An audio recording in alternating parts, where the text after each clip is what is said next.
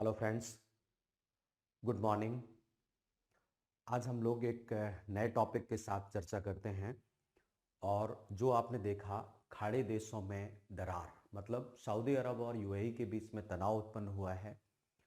उस तनाव को लेकर के क्या क्या परिस्थितियां उत्पन्न हो सकती हैं और किस तरीके से क्षेत्रीय और वैश्विक स्तर पर इसका प्रभाव पड़ सकता है, उस पर हम लोग चर्चा करेंगे।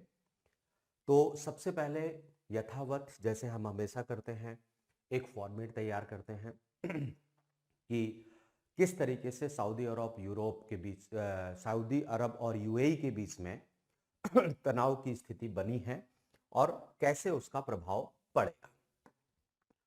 तो ये हमारा टॉपिक है और इसमें सबसे पहले हम सऊदी अरब और यूएई के बीच में तनाव की पृष्ठभूमि अर्थात इसके कारणों के बारे में चर्चा करेंगे कि क्यों तनाव उत्पन्न हुए। दूसरे नंबर में जो तात्कालिक तनाव है उस पर हम लोग चर्चा करेंगे, तात्कालिक तनाव। फिर सऊदी अरब और यूएई के बीच तनाव का मिडिल ईस्ट पर अर्थात मध्य पूर्व पर और अफ्रीका पर इसका क्या प्रभाव पड़ेगा। इसके बाद विशेषकर पाकिस्तान के साथ इसका क्या प्रभाव पड़ेगा। फिर भारत के साथ इसका क्या प्रभाव पड़ेगा इस तनाव का। अमेरिका इसके बारे में क्या क्या नीति अपना सकता है, अमेरिका क्या चाहेगा, उसकी क्या रणनीति रहेगी। और इस तनाव के दौरान भारत की संभावित कूटनीति क्या रहेगी। इन टॉपिक्स पर हम इस क्षेत्र में चर्चा करेंगे। तो आइए सबसे पहले चर्चा करते हैं कि ये जो तनाव उत्पन्न हुआ उसकी पृष्ठभूमि क्या है और ये क्यों तनाव उत्पन्न हुआ, अर्थात सऊदी अरब और यूएई के बीच तनाव की पृष्ठभूमि क्या है। तो आप देखिए, ऐसा नहीं है कि यह तनाव अचानक ही उत्पन्न होकर के आया है। इस तनाव के उत्पन्न होने के कई कारण हैं और ये लंबे समय से धीरे धीरे चलता चला आ रहा था, जिसमें सबसे पहला अगर हम कारण देखें तो ये आर्थिक प्रतिस्पर्धा और निवेश नीति में दोनों के दृष्टिकोण भिन्न हो गए थे। सऊदी अरब अपना जो विजन 2030 रखता है, सऊदी अरब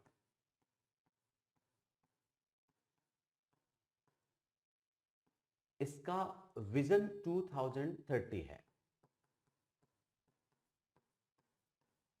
और इसके तहत इसे विश्व व्यापार और निवेश का केंद्र बनाना चाहता है। दूसरा, बहुराष्ट्रीय कंपनियों को सऊदी अरब एक मुख्यालय के तौर पर देख रहा है। वो सोच रहा है कि दुनिया की जितनी कंपनियां हैं वो हमारे यहां पर आए और निवेश करें। ऐसी स्थिति में यूएई के अंदर एक तनाव उत्पन्न होना स्वाभाविक है, जिसका रिजल्ट यह हुआ कि दोनों देशों के बीच में, सऊदी अरब और यूएई के बीच में एक प्रतिस्पर्धात्मक अर्थनीति बन गई। मतलब ये जो निवेश नीति है वो एक प्रतिस्पर्धात्मक हो गई है। जो पहले दोनों देश एक अच्छे मित्र हुआ करते थे, वो अब आर्थिक दृष्टिकोण से एक कॉम्पिटिटिव इकोनॉमी के तहत काम कर रहे हैं। दूसरी जो स्थिति आई है वो तेल उत्पादन और ओपेक को लेकर के हुई है। जो ऑयल प्रोडक्शंस है उसको लेकर के दोनों के बीच में कई तनाव उत्पन्न हुए हैं। यूएई चाहता है उच्च उत्पादन क्षमता, वो ज्यादा से ज्यादा तेल को निकालना चाहता है। उच्च उत्पादन क्षमता के अनुरूप वो बेसलाइन बढ़ाने की हमेशा मांग करता रहता है। वहीं पर अगर आप सऊदी अरब की बात करें तो सऊदी अरब कीमत स्थिरता के लिए संयमित उत्पादन पर जोर देता है और वो चाहता है कीमत में स्टेबिलिटी बनी रहे। अब ये जो ओपेक प्लस बैठकों में कई बार इस मामले को लेकर के इनके बीच में मतभेद उत्पन्न हुए कि यूएई चाहता है कि उत्पादन को और ज्यादा बढ़ाया जाए, जबकि वो उत्पादन को नियंत्रित रखना चाहता है सऊदी अरब। ऐसी स्थिति में दोनों देशों के बीच में ओपेक में फैसले अलग अलग हो जाते हैं। तो ये एक प्रॉब्लम आ रही है तेल उत्पादन को लेकर। अब तीसरी जो प्रॉब्लम दोनों देशों के बीच में रही है वो खास प्रॉब्लम रही है और वो है क्षेत्रीय कूटनीति और भू राजनीति को लेकर के या जियोपॉलिटिक्स को लेकर के दबाव रहा है इनके बीच में। अब क्षेत्रीय कूटनीति और भू रणनीतिक दृष्टिकोण से हम कुछ मुद्दों पर बात करें तो एक तो अब्राहम अकॉर्ड पर दोनों भिन्न हैं, जैसे कि यूएई अब्राहम अकॉर्ड के तहत काम कर रहा है। दूसरा, इनकी भिन्नता यहां पर अब्राहम अकॉर्ड में अलग अलग दृष्टिकोण रखते हैं। दूसरी बात यह है कि यमन युद्ध पर इन दोनों का अलग अलग दृष्टिकोण है। यमन संघर्ष में सऊदी अरब और यूएई आरंभ में सहयोगी हुआ करते थे, जैसा आप सब जानते भी होंगे, लेकिन जैसे जैसे समय परिवर्तित हुआ दोनों के हित टकराने लगे। और यहां पर अगर सऊदी अरब के बारे में हम देखें कि यमन युद्ध में सऊदी अरब क्या चाहता है,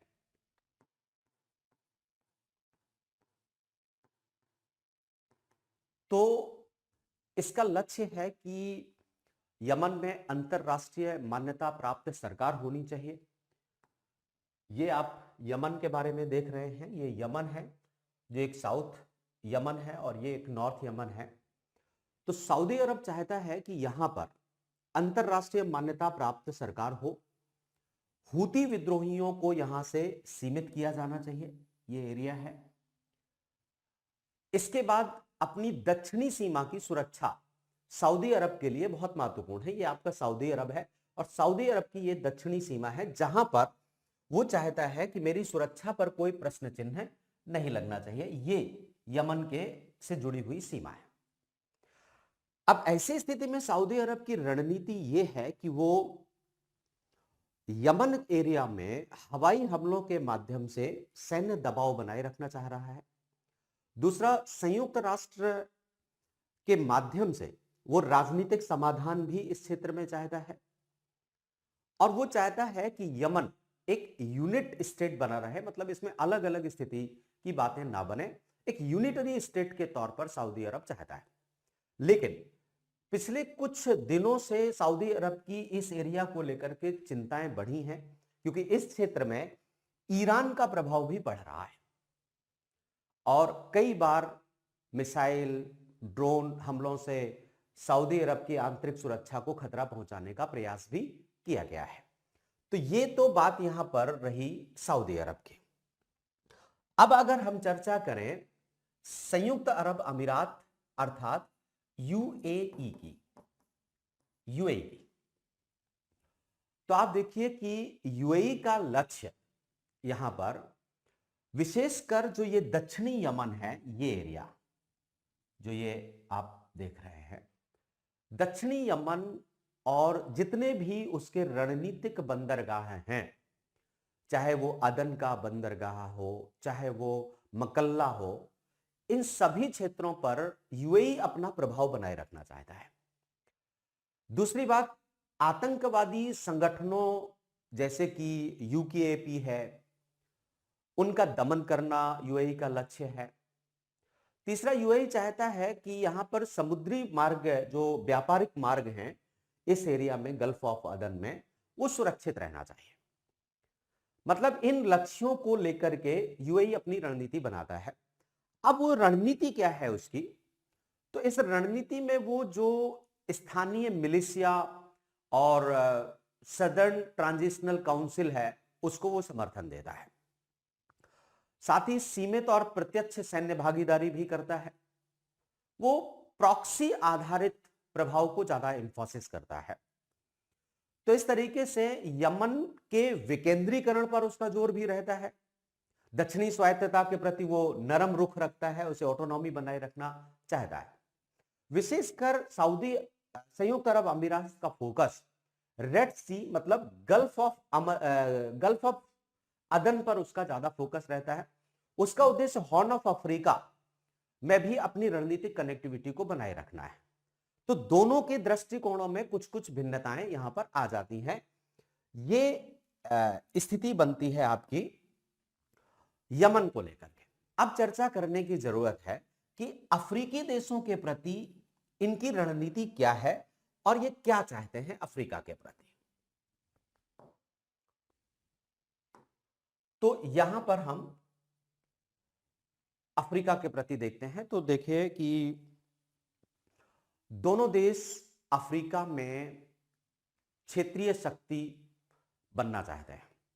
दोनों देशों का लक्ष्य है कि जितने भी अफ्रीकी देश हैं, विशेषकर सहारा के मरुस्थल के या हॉर्न ऑफ अफ्रीका के जो स्ट्रेटजिकली बहुत महत्वपूर्ण हैं, वहां पर अपना प्रभाव बढ़ाने की कोशिश कर रहे हैं और शक्ति बढ़ाने या प्रभाव बढ़ाने के दृष्टिकोण में दोनों आमने सामने आ गए।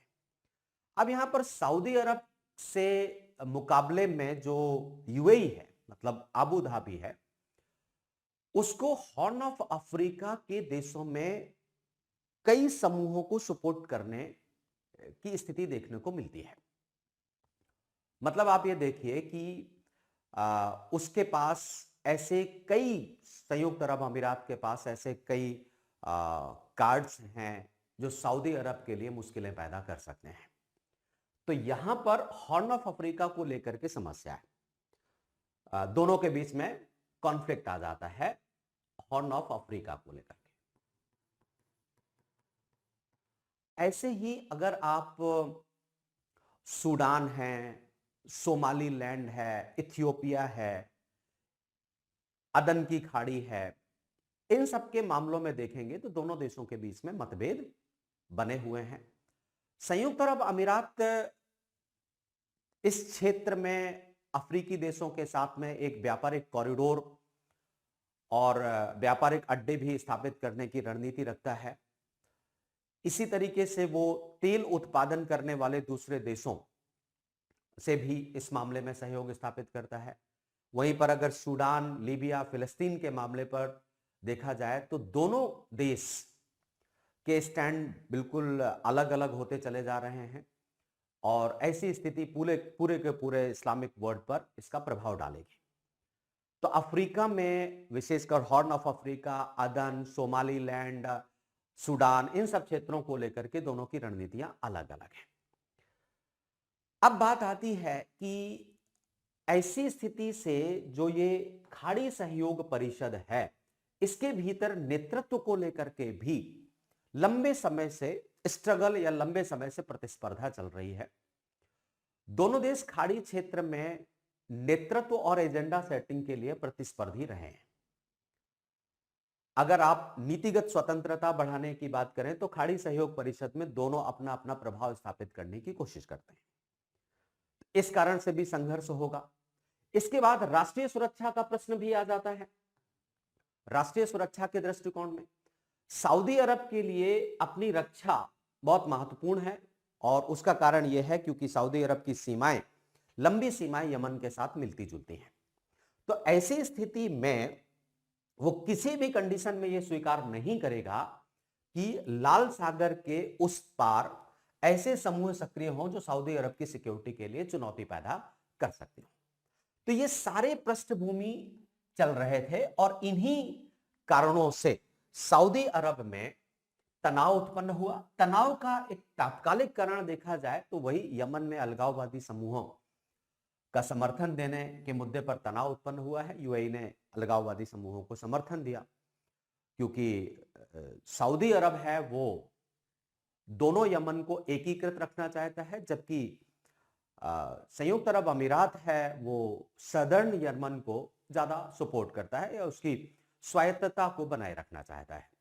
इसी को लेकर के तनाव उत्पन्न हुआ और दोनों आमने सामने आ गए।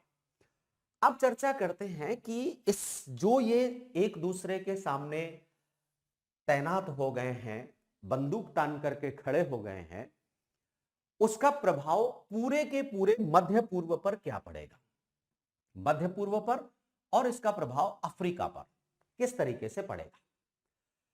तो सबसे पहले हम चर्चा करें कि इसका प्रभाव मध्य पूर्व पर क्या पड़ने वाला है। मध्य पूर्व पर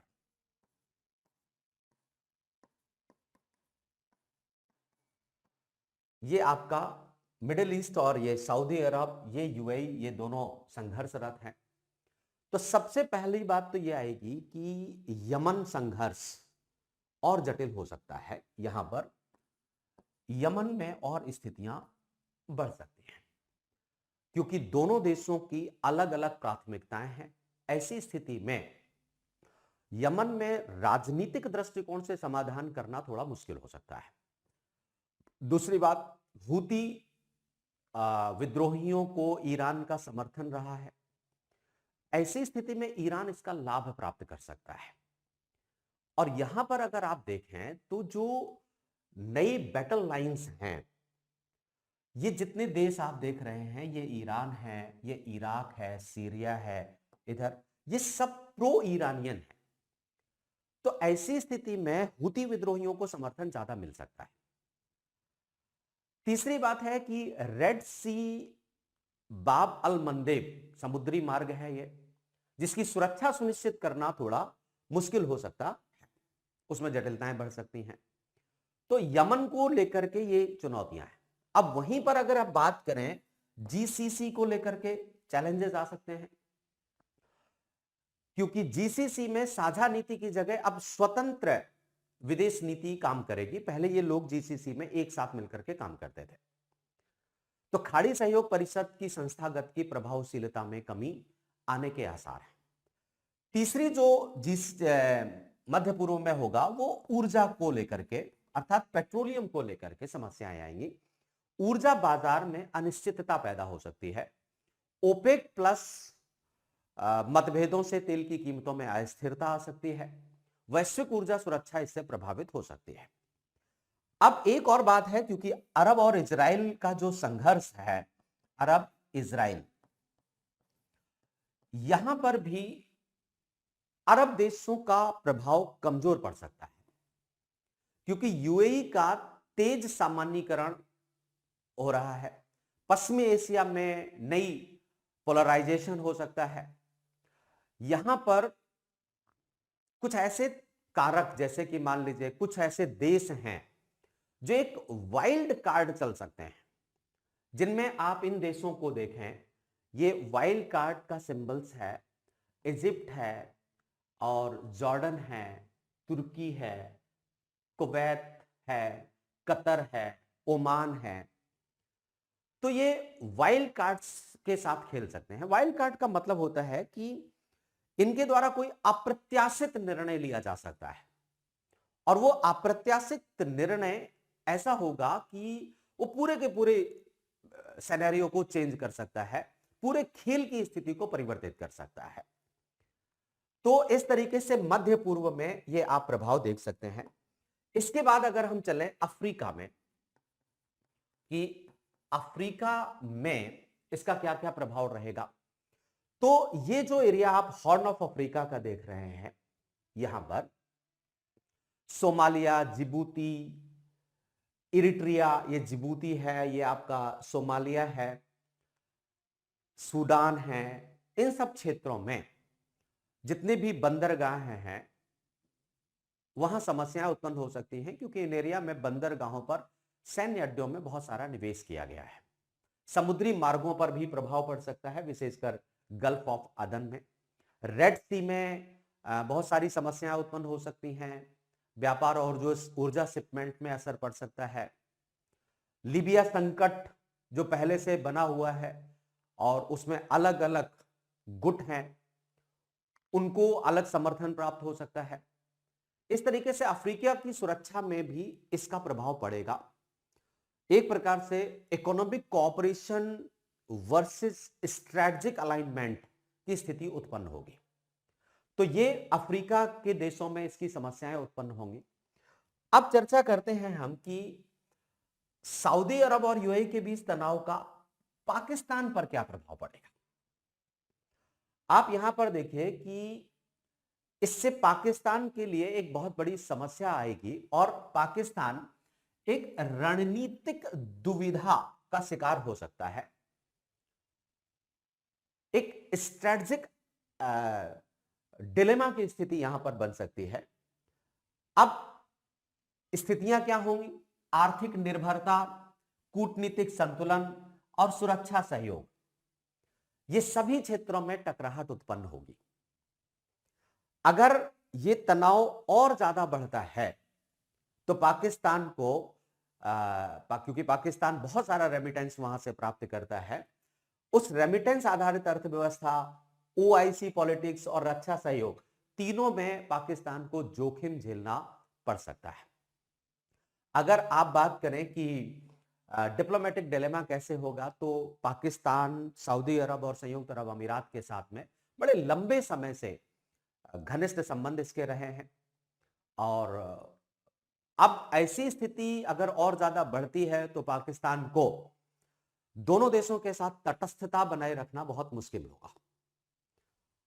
इकोनॉमिकली खासकर सऊदी अरब और यूएई पाकिस्तान में शीर्ष रेमिटेंस सोर्स रहे हैं। जैसा कि आप यहां पर देखें अगर, तो सऊदी अरब है, वहां से पाकिस्तान को 725.4 मिलियन का रेमिटेंस प्राप्त हुआ।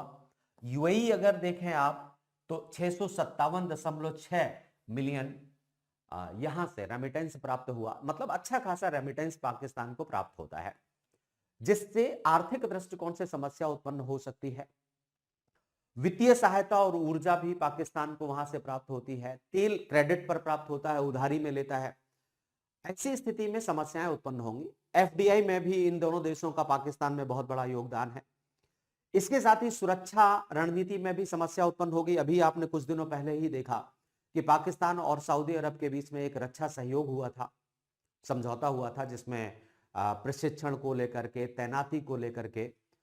तो संयुक्त अरब अमीरात और सऊदी अरब के बीच में समस्या रक्षात्मक दृष्टिकोण से हो सकती है। क्षेत्रीय संतुलन में भी अगर पोलराइजेशन बहुत ज्यादा बढ़ता है तो पाकिस्तान को चुनौती होगी, हालांकि इसका बेनिफिट इंडिया को प्राप्त होगा। तो आप देखो कि सऊदी अरब और संयुक्त अरब तनाव ये पाकिस्तान के लिए एक रणनीतिक दुविधा पैदा करता है, क्योंकि पाकिस्तान आर्थिक दृष्टिकोण से इन पर बहुत निर्भर है। पाकिस्तान का सुरक्षा सहयोग है। एक और मजेदार बात है कि पूरे के पूरे मुस्लिम जगत में पाकिस्तान सैन्य दृष्टिकोण से सबसे शक्तिशाली है, क्योंकि पाकिस्तान एकमात्र पूरे के पूरे मुस्लिम जगत में, जितने देश इस्लामिक स्टेट हैं, वहां पर परमाणु शक्ति संबंध है। ये एक एटॉमिक पावर देश है। तो ऐसी स्थिति में ना तो संयुक्त अरब अमीरात चाहेगा कि पाकिस्तान उसकी तरफ जाए और ना सऊदी अरब चाहेगा। अब पाकिस्तान को ये संतुलन बनाए रखना एक बड़ा मुश्किल हो जाएगा। मजेदार बात ये देखिए कि अभी जब संयुक्त अरब अमीरात और सऊदी अरब के बीच में संघर्ष उत्पन्न हुआ, उस समय यूएई के राष्ट्रपति, संयुक्त अरब अमीरात के राष्ट्रपति शेख मोहम्मद बिन जायद अल नहान एक निजी दौरे पर पाकिस्तान में आए हुए थे और पाकिस्तान के रहीम यान खान पर वो बस रुके हुए थे। उस दौरान प्रधानमंत्री शहबाज शरीफ ने भी वहां पर उनसे मुलाकात की। तो वो वहां पर थे और वहां पर झगड़ा होना शुरू हो गया। ऐसी स्थिति में उनके उप प्रधानमंत्री हैं जो पाकिस्तान के इशाक डार, उन्होंने सऊदी अरब के साथ चर्चाएं शुरू की और शहबाज शरीफ ने यूएई के साथ संपर्क बनाना शुरू किया। एक और झगड़े में मजेदार बात यह है कि यमन में जो अभी सऊदी अरब की सेना है वहां पर तैनात है, वहां पर पाकिस्तानी सेना का एक रिटायर्ड जनरल है जो उसको लीड कर रहा है। तो इससे संयुक्त अरब अमीरात को और पाकिस्तान से कष्ट हो सकता है। रिटायर्ड जनरल है राहिल शरीफ, वो सऊदी अरब की सेना को वहां पर लीड कर रहा है। अब पाकिस्तान की सरकार ये कहती है कि साहब वो रिटायर हैं, वो ऐसा कर रहे हैं, कुछ कर रहे हैं, तो उससे हमें क्या लेना देना, हमारी सरकार तो दोनों में संतुलन बनाए रखना चाहती है। लेकिन रिटायर्ड जनरल कोई छोटा मोटा व्यक्ति तो होता नहीं है, उसका प्रभाव तो स्वाभाविक सी बात है पड़ेगा ही पड़ेगा। तो ये सारी सिचुएशन पाकिस्तान के लिए बहुत कष्टकारी हो सकती है। अब बात करते हैं कि ये सारी स्थिति जो चल रही है संयुक्त अरब अमीरात और सऊदी अरब के बीच में, तो क्या भारत इसके प्रभाव से अछूता रह सकता है? नहीं। भारत के लिए दोनों चीजें हैं और भारत चूंकि एक हाईली डिप्लोमेटिक ऑटोनॉमस डिप्लोमेसी को पसंद करता है, ऐसी स्थिति में अगर संयुक्त अरब अमीरात और सऊदी अरब के बीच में तनाव और ज्यादा बढ़ता है तो पाकिस्तान को अपनी डिप्लोमेटिक स्टेटस को बनाए रखना बहुत मुश्किल होगा। लेकिन ऐसी स्थिति में भारत को लीड मिल सकती है। मतलब यहां पर भारत तेजी से आगे बढ़ सकता है, एक अपॉर्चुनिटी हो सकती है, जैसे कि हमारे प्रधानमंत्री आपदा में अवसर तलाशते भी हैं। सऊदी अरब और यूएई के बीच तनाव भारत के लिए नुकसानदायक भी, मतलब दोनों परिप्रेक्ष्य हैं। अगर हम पॉजिटिव दृष्टिकोण से देखें तो हमें यहां पर एक रणनीतिक संतुलन में एज प्राप्त हो सकता है, एक सकारात्मकता स्थिति है। दूसरा नेगेटिव इंपैक्ट भी इसके हैं। अगर ये तनाव बहुत ज्यादा बढ़ता है तो ऊर्जा सुरक्षा को लेकर के समस्या उत्पन्न होगी। प्रवासी हमारे बहुत सारे डायस्पोराज वहां पर रहते हैं, निवेश को लेकर के, कनेक्टिविटी को लेकर के समस्याएं उत्पन्न होंगी। तो ऐसे नेगेटिव इंपैक्ट भी बहुत ज्यादा है। भारत कच्चे तेल के आयात के लिए सऊदी अरब और यूएई दोनों पर निर्भर है, और अगर ये तनाव बहुत ज्यादा बढ़ता है तो तेल पर अस्थिरता आएगी। तेल पर अस्थिरता आएगी तो स्वाभाविक सी बात है कि भारत का आयात बिल और मुद्रास्फीति पर दबाव बढ़ेगा। इंडियन डायस्पोरा भी बहुत सारे वहां पर लोग रहते हैं, तो उनकी सुरक्षा की चुनौती भी उत्पन्न होगी। रेमिटेंस फ्लो में भी कमी आ सकती है हमारे यहाँ पर भी। निवेश और आर्थिक साझेदारी, जैसे यूएई के साथ भारत का एफडीआई, यूएई बहुत बड़ा स्रोत है। सऊदी अरब है, वहां से हम ऊर्जा, इंफ्रास्ट्रक्चर, ग्रीन हाइड्रोजन, इन सब क्षेत्रों में निवेश करते हैं, तो ये भी प्रॉब्लम क्रिएट करेगा। इसके बाद आप देखो कि इंफ्रास्ट्रक्चर में, कनेक्टिविटी में भी समस्या आएगी। इंडिया मिडिल ईस्ट जो एक कॉरिडोर हमारे ये बन रहा है, India middle east Europe economic corridor है, उसमें सऊदी अरब भी है और संयुक्त अरब अमीरात दोनों हैं, और इनकी दोनों की महत्वपूर्ण भूमिका भी। ऐसी स्थिति में कनेक्टिविटी को लेकर के समस्या उत्पन्न होगी। यमन रेड सी में अस्थिरता आ सकती है, जितना भी रेड सी है वो अस्थिर हो सकता है, जिससे हमारा जो जहाजों का आवागमन है उसमें भी समस्याएं उत्पन्न हो सकती हैं। तो ऐसा नहीं है कि भारत पर इसका प्रभाव नहीं पड़ेगा, लेकिन अगर ये सीमित रहता है तो भारत को एक पॉजिटिवली डिप्लोमेटिक एज भी प्राप्त होगा, और नकारात्मक कुछ समय पर समस्याएं उत्पन्न होंगी।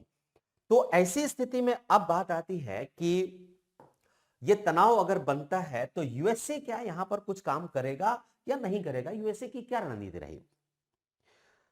हालांकि आप देखिए कि इस समय अगर तनाव बहुत ज्यादा बढ़ता है तो फिर वैश्विक शक्तियां अपनी भूमिका निभाएंगी। हालांकि फिलहाल अभी ऐसा नहीं है। मध्य पूर्व क्षेत्र में ईरान और इजराइल की वजह से आप देख रहे होंगे कि तनाव अभी भी बना हुआ है। इजराइल और हमास का संघर्ष अभी रुका नहीं है, और अब ये एक अगला तनाव संयुक्त अरब अमीरात और सऊदी अरब के बीच में उत्पन्न हो गया। तो अमेरिका इस समय ये नहीं चाहेगा कि यहां पर कोई और तनाव उत्पन्न हो, क्योंकि अमेरिका यहां पर महत्वपूर्ण भूमिका निभाना चाहता है। तो अमेरिका की रणनीति ये रहेगी कि दोनों देश एक दूसरे के साथ सहयोग स्थापित करें, और जो ये कॉन्फ्लिक्ट है ये पुनः सकारात्मक हो जाए, क्योंकि अमेरिका दोनों देशों का मित्र है और दोनों देशों के साथ उसके संबंध है। अब रही बात यमन का मामला, तो यमन के मामले में पिछले दिनों से जो तनाव बढ़ा है उसको लेकर के अमेरिका के विदेश मंत्री मार्को रूबियो, उन्होंने सऊदी अरब और संयुक्त अरब अमीरात दोनों से बातचीत की थी, दोनों से कंसेंट बनाया था। तो अभी तो अमेरिका की प्राथमिक रणनीति यह रहेगी कि दोनों देशों के बीच में सहयोग स्थापित हो सके और तनाव बहुत ज्यादा आगे ना बढ़ सके। लेकिन अगर विवाद ज्यादा बढ़ता है तो अमेरिका के हस्तक्षेप के बावजूद भी यह विवाद जारी रहेगा, क्योंकि अमेरिका यहां पर फिर कुछ नहीं कर पाएगा, और ऐसा बिल्कुल प्रमाण है। आप देखो, कतर और खाड़ी के दूसरे देशों में जो विवाद उत्पन्न हुआ, अमेरिका क्या वहां पर कोई खास भूमिका निभा पाया? इनफैक्ट यहां पर जो अब्राहम अकॉर्ड है, क्या वो प्रभावी तौर पर काम कर पाया?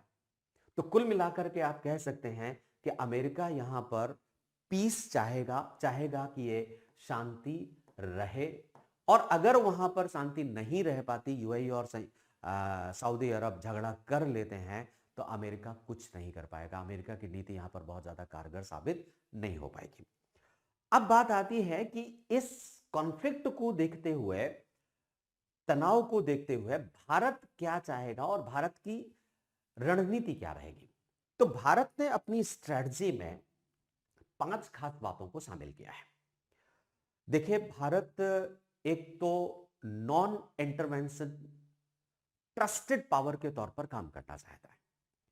हस्तक्षेप ना करना और एक विश्वसनीय महाशक्ति के तौर पर भारत उभर रहा है। भारत को किसी एक पक्ष के साथ खड़े होने की कोई आवश्यकता नहीं है और ना भारत खड़ा होगा, बल्कि दोनों देशों के साथ एक समान गहराई वाले संबंध रखने की जरूरत है। भारत की रणनीति हमेशा इस क्षेत्र में नॉन अलाइनमेंट की रही और आजकल तो नॉन अलाइनमेंट 2.0 के आधार पर काम कर रहे हैं, जिसमें भारत ये देखता है कि हमारे प्रति भावना और हमारे हित क्या है। हम किसी भी पोलराइजेशन की तरफ नहीं जाएंगे।